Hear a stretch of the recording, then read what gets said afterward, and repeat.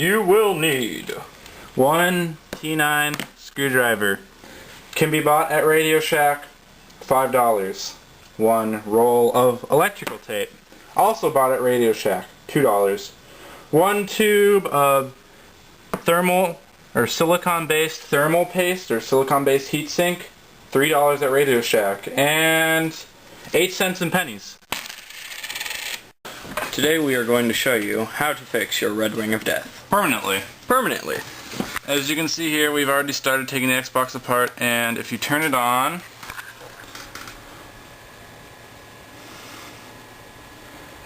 and wait, there the red it ring is. of death. This is not an Elite Xbox, this is actually an Xbox I have custom painted myself. Bad Religion, his favorite band. And those just represent where those went, and sorry about the dogs. Bring it over here. At this point, basically any YouTube video will show you that. From here on out, you're good. Basically, you have to take out every screw first off, but first off, you probably just want to get out the big screws, which are silver in my case. Sometimes they're gold, I don't know why. Sometimes all the screws are silver. But there's 6 of these big ones right here.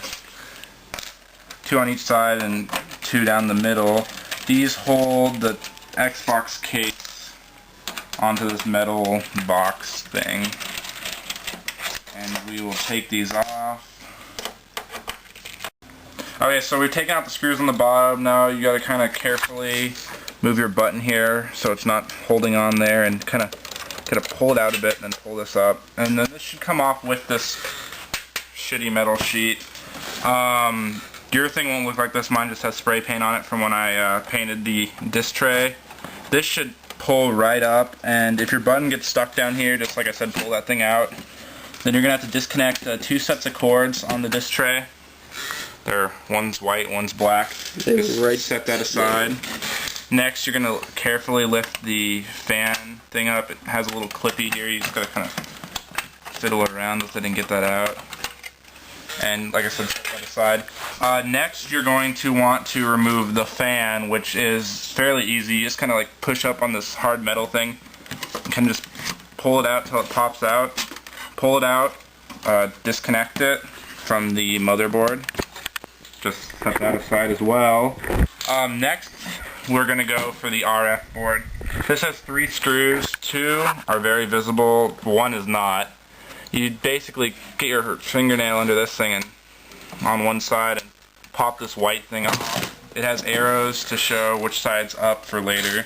Set that aside as well. 3 black screws on this. Easy, just unscrew them.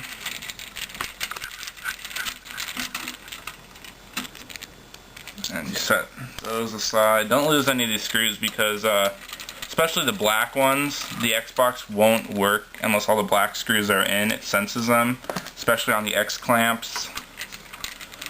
Then, once you've got all those screws out, it just pops out. It's just plugged in there, real simple like that.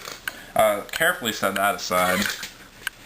Then we are going to flip it upside down and remove every screw on the bottom. I'd suggest starting with the X-clamps ones, even though I haven't. These are small and easy. So once you've unscrewed all the screws, this basically slides out. When you do it upside down, it slides out. Then you have this. Of course, the fan's on top, so everything on top is cold. Ice cold from the fan. But on the bottom, this is where the real problem happens.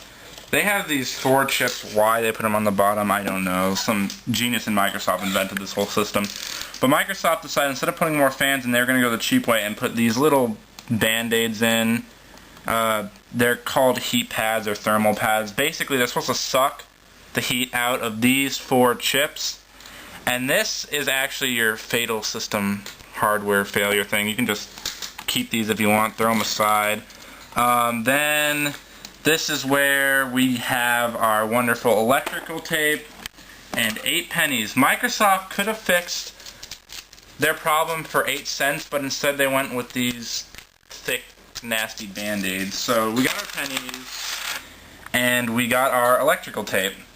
Now, I took the personal pleasure of pre-wrapping my stacks of pennies to speed up the video.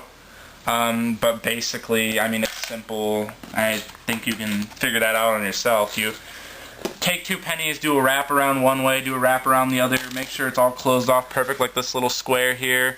Perfectly closed off, no electricity going through you, cringe all these little corners up. Perfect, right? Yeah, great. So, you might want to get all that sticky crap that was on there off from the thermal pads. You might have some, you might not, I don't know. But now that those are very clean, beautiful looking chips, whatever they do. Beautiful. That's when you need this. It's called many different things: heat paste, heat sink, silicone-based thermal heat sink, I guess is a proper name. Pretty much all you need is you can go to Radio Shack, get this. You can get everything can't really at Radio Shack. Silicone base, heat sink, compound, caution, blah blah blah. Yeah. So pretty much. You just don't get it in your mouth or in your eyes. I mean, wash it off when you're done using it, but you want like little to no, just a tiny, minuscule, that's probably too much. You just barely want none of this. This is just to keep the pennies on there and transfer the heat. Because like I said, these pennies are here to conduct heat, to keep this thing cool. You just want to move it out with your fingers, try not to get it on the motherboard. I mean, you just want like thin, like we're talking as thin as plastic crap here, just enough to get them to stick. Now this will never dry, so you don't have to worry about that. Like, wipe it on a paper towel. I mean, don't be like me wiping it on the bottom of your couch. But ew. Anyway, so we're gonna take our pennies and we're gonna just stick them in the middle of there and just pop them on. Press down. Lightly, don't break the motherboard. Get them to stick on there. They might not stick, you might need a little bit more, but usually you don't need much to get these babies to stick. And so, uh-oh, this thing's tilting around here.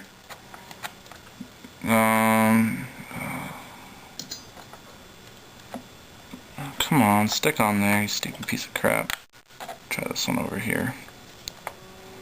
So, I got these all sticking on here now.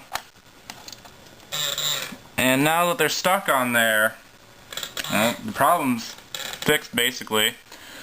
You want to close your Xbox back up, so you're going to take your metal case and make sure you get it lined up right. It won't screw back together wrong, but I mean, you got to put the motherboard back in there. Slide it over. Try not to scratch anything too much.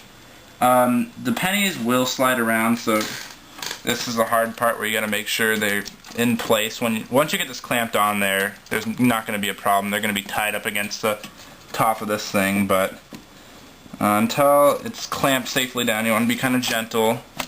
Okay, so now that I got it in there, kind of line up the screw holes.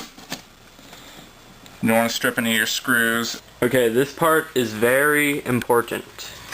This is just, make sure when you first plug it back in anyways, don't be connected to live in any way, because if you connect this wrong, you will be banned. Your Xbox will be banned from live, because they'll think you're modding for some reason, but you just, basically it's easy, but I've had friends fuck it up.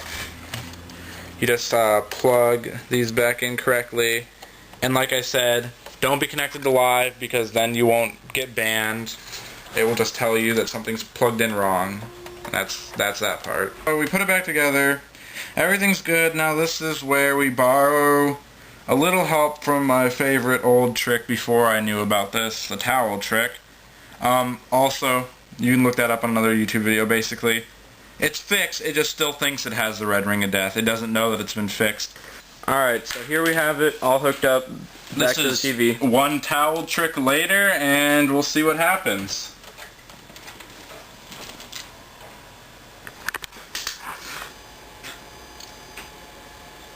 As you can see, it's working perfectly again. And it works perfectly fine. I've done this on a few Xboxes